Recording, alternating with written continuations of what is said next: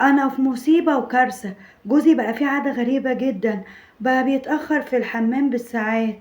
ولما راقبته وفتحت الباب عليه لقيته بيعمل أسوأ حاجة ممكن تتخيلوها. وتعالوا احكي لكم على اللي حصل، وياريت تشوفولي حل لمشكلتي. أنا متجوزة من 7 سنين. أنا وجوزي أخدين بعض عن حب، زي ما بيقولوا كده حب عمري. جوزي كان شغال شغلانة كويسة جدا، وكان ميسور الحال. أنا وطلبات ولادي كانت موجبة، عمره ما بخل علينا في حاجة. وكل مرة قبل ما انام عمري ما كنت اهون عليه النبات بره الأوضة. كان يصالحني ويراضيني ويقول لي حقك عليا، حتى لو أنا اللي غلطانة. لحد ما في يوم شدينا مع بعض كعادتنا يعني، وسبت ليه الأوضة ونمت جنب الولاد، ومستنياه زي كل مرة يقول لي ما تزعليش مني وما تهونيش عليا. لكن المرة دي أبدا، لقيته قفل نور الأوضة ودخل نام، ولا سأل فيا.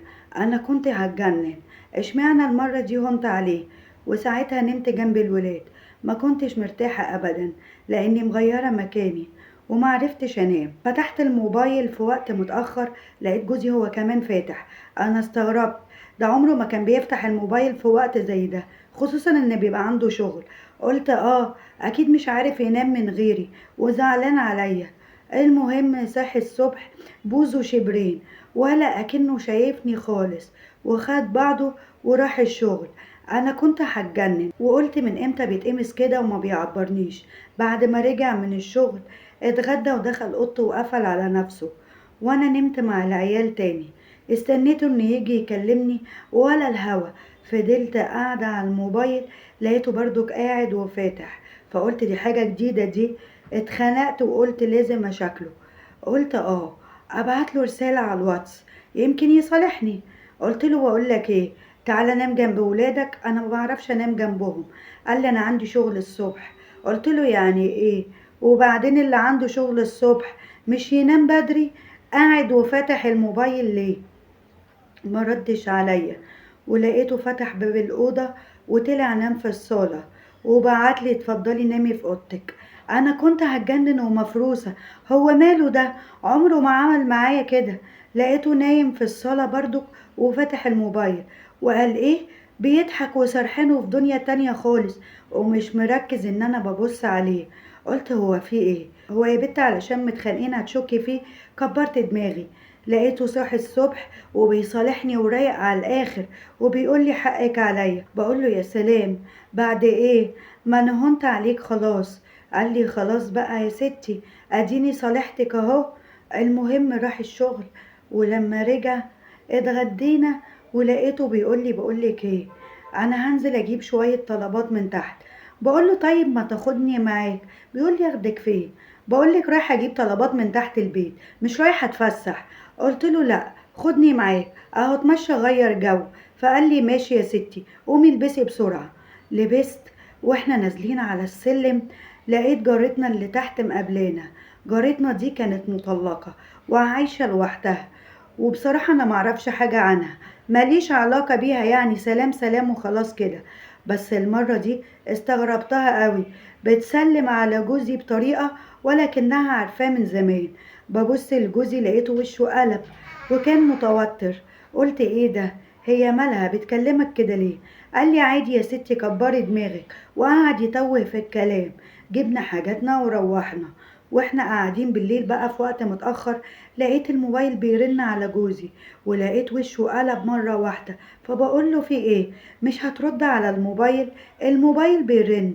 يا ترى مين بيرن عليك دلوقتي؟ قال لي دي جارتنا اللي تحت. بقول له نعم، جارتنا؟ وجارتنا عرفت رقمك منين؟ وبترن عليك دلوقتي ليه؟ طب رد وبعدين نبقى نتكلم. اسمع، افتح السبيكر.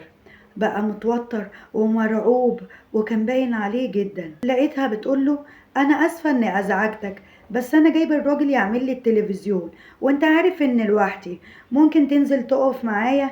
ساعتها ركبني 100 عفريت، اشمعنى بتتصل بيك انت؟ وجابت رقمك منين؟ فقال لي خلاص يا ستي، كنت بعمل ليها مصلحة في الشغل وادتني الرقم، خلاص بقى.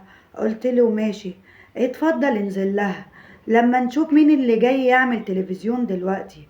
خليته نزل وانا مش على بعضي، كنت هموت. قلت لأ، أنا لازم أنزل بنفسي وأتأكد وأشوف. نزلت جري، وأول ما دخلت لقيت فعلا الراجل بتاع التلفزيون واقف. أنا اتكسفت جدا، وكان باين عليا إني نازلة شايطة، وجوزي كان واقف بيبرق ليا، وجارتي بتقولي أنا آسفة يا حبيبتي، أزعجتكم أنا عارفة. انتي عارفة بقى إن لوحدي، والحاجة الوحيدة اللي بتسليني هي التلفزيون، وما كنتش هعرف أنام من غيره، لأني بحب أنام وهو شغال، لأني بخاف جدا. قلت لها لا، إزاي يا حبيبتي، الجيران لبعضيها ما تقوليش كده. المهم طلعنا، وجوزي يقول لي شكلك باين عليه جدا، كنتي مفقوسة قوي، ايه اللي انتي عملتيه ده؟ قلت له فيها ايه، هو في حد بيتصل في وقت زي ده؟ طبيعي يشك. المهم شدنا مع بعض، وسابني بعدها ودخل الحمام، وقعد يجي ساعة. وبقى كل مرة كده. بقيت مستغربة، ايه العادة الجديدة دي؟ من امتى يعني بيخش ويغيب في الحمام؟ وفي يوم كنت نايمة قلقت ملقيتهوش جنبي، لقيته في الحمام. فضلت قاعدة منتظراه كتير، وهو طول قوي. قلت لا، ما بدهاش، انا لازم اعرف بيعمل ايه كل ده في الحمام. ورحت وفتحت مرة واحدة عليه الحمام، لقيت البيه محترم واقف متشعلق بيبص من شباك الحمام على جارتنا اللي تحت. انا كنت هتجنن، وبقول له ايه ده يا بيه، انت بتبص على جارتنا اللي تحت ازاي؟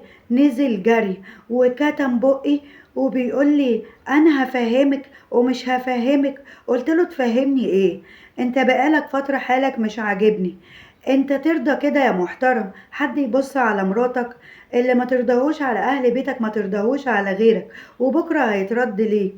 خدني على جوه، وفضل يقول لي حقك عليا ومش هعمل كده تاني، وانت عندك حق. وفضل يعتذر ويجيبها فيها ويقول لي دي بقالها فترة بتشغلني كده في الراحة وفي الجاية وفي الطلعة والنازلة، لكن انا والله العظيم ما عملتش حاجة، انا اخري بس بصيت عليها من الحمام، انا ما عملتش اكتر من كده. وما كنتش طايقة ابص في وشه بعد اللي عمله ده. واول ما النهار طلع خدت ولادي ورحت عند اهلي، ورجع من الشغل ما لقانيش. فضل يتحايل عليا ان ارجع، وانا لا يمكن، ويقول لي حقك عليا، افتكري ليا حاجة كويسة. وانا مصممة، يا تطلقني يا اما تجيب لي شقة تانية في حتة تانية، اما انا مش هفضل معاك في الشقة دي خالص. وانا مش عارفة انسى منظر جوزي وهو واقف متعلق بيبص عليها، ولا عارفة اعمل ايه، وخايفة اديله فرصة تانية يخون، وهفضل طول الوقت شاكة فيه. وبجد انا مش عارفة اعمل معاه ايه. هو بيقولي مش هينفع ان احنا ننقل دلوقتي، وانا مش عارفة بجد اعمل ايه. دي كانت مشكلتنا. ما تنساش ردك مهم جدا على صاحبة المشكلة في الكومنت، وما تنساش دعمك ليا باللايك والشير. واشوفكم على خير في حكاية جديدة وقصة جديدة في قصص وحكايات وردة احمد ان شاء الله. باي باي.